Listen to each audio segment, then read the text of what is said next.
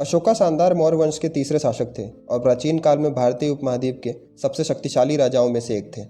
273 ईसा पूर्व से 232 ईसा पूर्व के बीच उनका शासन रहा और यह भारत के इतिहास में सबसे समृद्ध अवधियों में से एक थी।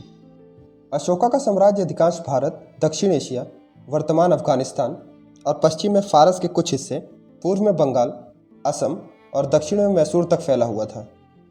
बौद्ध साहित्य अशोक को एक क्रूर और निर्दयी सम्राट के रूप में बताता है, जिसने विशेष रूप से भीषण युद्ध, कलिंग की लड़ाई का अनुभव करने के बाद हृदय परिवर्तन किया। युद्ध के बाद उन्होंने बौद्ध धर्म ग्रहण किया और धर्म के सिद्धांतों के प्रसार के लिए अपना जीवन समर्पित कर दिया। वह एक परोपकारी राजा बन गए, जिसने अपने प्रशासन को अपनी प्रजा के लिए एक न्यायपूर्ण वातावरण बनाने के लिए प्रेरित किया। एक शासक के रूप में उनके उदार स्वभाव के कारण उन्हें देव नाम प्रियदर्शी की उपाधि दी गई। अशोका और उसका गौरवशाली शासन भारत के इतिहास में सबसे समृद्ध समय में से एक था और उनके गैर पक्षपातपूर्ण दर्शन के लिए एक श्रद्धांजलि के रूप में अशोक स्तंभ की शोभा बढ़ाने वाले धर्म चक्र को भारतीय राष्ट्रध्वज का एक हिस्सा बनाया गया था। भारत के नेशनल सिंबल के प्रतीक के चिन्ह को लॉयन कैपिटल ऑफ अशोका से ही लिया गया है। अशोक का जन्म मौर्य राजा बिंदुसार और उनकी रानी देवी धर्म से 304 ईसा पूर्व में हुआ था। वह मौर्य राजवंश के स्थापक सम्राट महान चंद्रगुप्त मौर्य के पोते थे।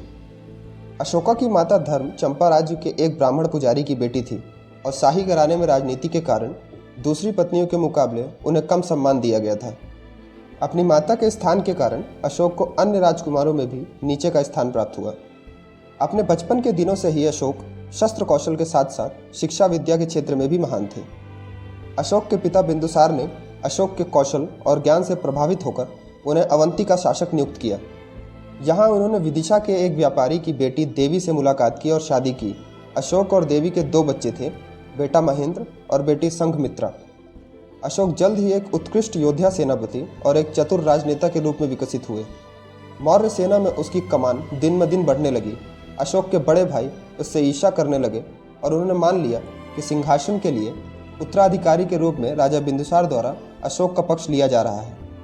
और अशोक के भाइयों ने उन्हें कई बार अपने पिता के सामने नीचा दिखाने की कोशिश की पर असफल रहे।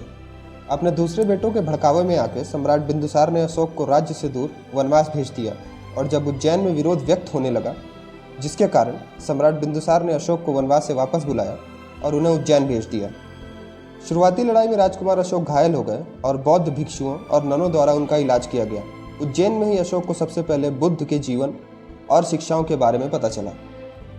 अगले वर्ष बिंदुसार गंभीर रूप से बीमार हो गए और उनकी मृत्यु हो गई और बड़े बेटे सुशीमा को राजा द्वारा उत्तराधिकारी नामित किया गया था, लेकिन उनके निरंकुश स्वभाव ने उन्हें मंत्रियों के बीच असफल बना दिया।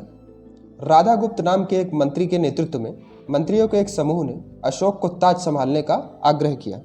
272 ईसा पूर्व में बिंदुसार की मृत्यु के बाद अशोक ने पाटलिपुत्र पर हमला किया। सुशीमा सहित अपने सभी भाइयों को हराया और उन्हें मार डाला।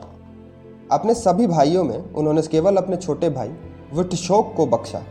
उनका राज्याभिषेक उनके सिंहासन पर बैठने के 4 साल बाद हुआ और इसीलिए बौद्ध साहित्य अशोक को एक क्रूर, निर्दयी और क्रोधी शासक के रूप में बताता है। उस समय उनके स्वभाव के कारण उन्हें चंदा अशोक नाम दिया गया था, जिसका मतलब है अशोक द टेरेबल। ऐसा बताया जाता है कि अशोक ने एक चैम्बर बनाया जिसमें जल्लाद अपराधियों को सजा देता था और उसे अशोक के नर्क के नाम से जाना जाता था। सम्राट बनने के बाद अशोक ने अपने राज्य का विस्तार करने के लिए क्रूर हमले किए, जो लगभग 8 वर्षों तक चले।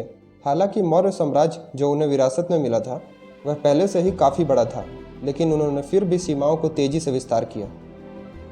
उसका राज्य पश्चिम में ईरान अफगानिस्तान सीमा से लेकर पूर्व में बर्मा तक फैला हुआ था और उसने सिलोनी, जो आज का श्रीलंका है, को छोड़कर पूरे दक्षिणी भारत पर कब्जा कर लिया। उनकी पकड़ के बाहर एकमात्र राज्य कलिंग था, जो आधुनिक उड़ीसा है। 275 में राजा बनने के बाद अशोक ने 265 ईसा पूर्व के दौरान कलिंग पर विजय प्राप्त करने के लिए आक्रमण किया और कलिंग का युद्ध उसके जीवन का एक महत्वपूर्ण मोड़ बन गया। अशोक ने व्यक्तिगत रूप से विजय का नेतृत्व किया और जीत हासिल की।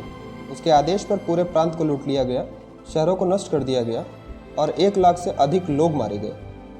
जीत के बाद सुबह वह चीज़ों की स्थिति का सर्वेक्षण करने के लिए निकला और जले हुए घरों और बिखरी हुई लाशों के अलावा कुछ नहीं मिला।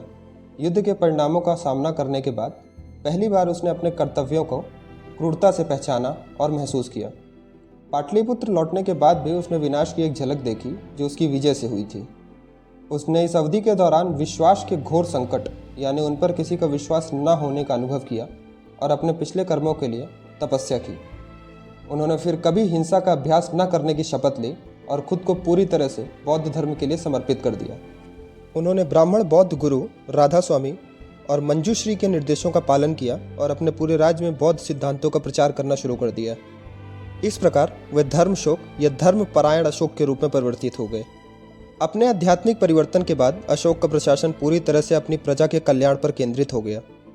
उनके प्रशासनिक कर्तव्यों में उनके छोटे भाई वित्तशोक और विश्वसनीय मंत्रियों के एक समूह द्वारा उनकी बारीकी से सहायता की गई, जिनसे अशोक ने कोई नई प्रशासनिक नीति अपनाने से पहले परामर्श किया। इस सलाहकार परिषद में सबसे महत्वपूर्ण सदस्यों में युवराज, महामंत्री, सेनापति और पुरोहित पुजारी शामिल थे। अशोक के शासनकाल में उनके परिवर्तन के बाद उसके पूर्वजों की तुलना में बड़ी संख्या में उदार नीतियों का परिचय दिया गया। उन्होंने प्रशासन पर एक पितृसत्ता दृष्टिकोण अपनाया और सभी पुरुष मेरे बच्चे हैं की घोषणा की, जैसा कि कलिंग शिलालेख से स्पष्ट है। उन्होंने अपनी प्रजा को प्यार और सम्मान देने के लिए उनके प्रति अपनी कृतज्ञता भी व्यक्त की और कहा कि वह उनकी भलाई के लिए सेवा करना अपना कर्तव्य समझते हैं। अशोका ने बौद्ध धर्म को 260 ईसा पूर्व के आसपास राजकीय धर्म बना दिया था। वह शायद भारत के इतिहास में पहले सम्राट थे जिन्होंने दशा राजा धर्म या स्वयं भगवान बुद्ध द्वारा बताए गए 10 उपदेशों को एक आदर्श शासक कर्तव्य के रूप में लागू करके बौद्ध राज्य व्यवस्था स्थापित करने का प्रयास किया।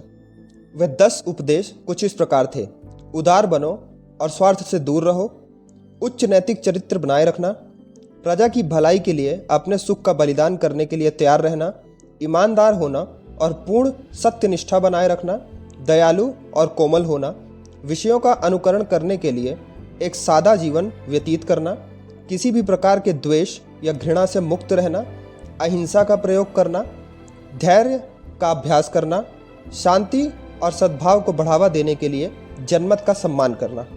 भगवान बुद्ध द्वारा प्रचारित इन 10 सिद्धांतों के आधार पर अशोका ने धर्म के अभ्यास को निर्धारित किया, जो उनके परोपकारी और सहिष्णु प्रशासन की रीढ़ बना।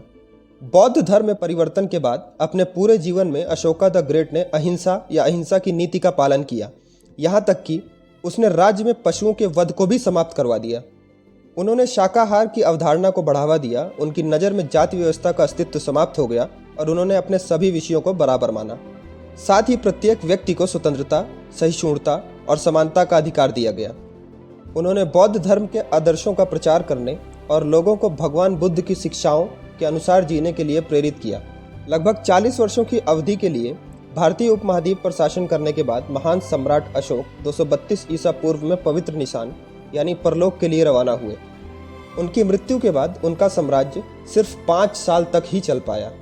बौद्ध सम्राट अशोका ने बौद्ध अनुयायियों के लिए हजारों स्तूपों और विहारों का निर्माण करवाया। उनके एक स्तूप ग्रेट सांची स्तूप को यूनेस्को द्वारा विश्व विरासत स्थल घोषित किया गया है। सारनाथ में अशोक स्तंभ में 4 शेरों की एक प्रति है, जिसे बाद में आधुनिक भारत गणराज्य के राष्ट्रीय प्रतीक के रूप में अपनाया गया था।